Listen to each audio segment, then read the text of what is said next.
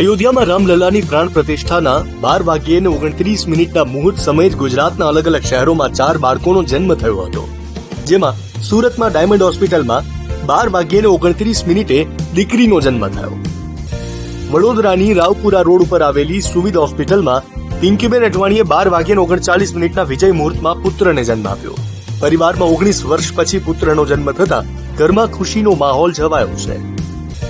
રાજકોટની ખાનગી હોસ્પિટલમાં પણ 2 બાળકોનો જન્મ બરાબર પ્રાણ પ્રતિષ્ઠાના મુહૂર્તમાં થતા પરિવારની આંખો ખુશીથી છલકાઈ ગઈ હતી. તો અમદાવાદમાં પણ અનેક પ્રસૂતાઓએ આજના દિવસે જ તેમનું બાળક જન્મ લે તેવી ઈચ્છા સાથે હોસ્પિટલમાં પ્રી બુકિંગ કરાવ્યું હતું.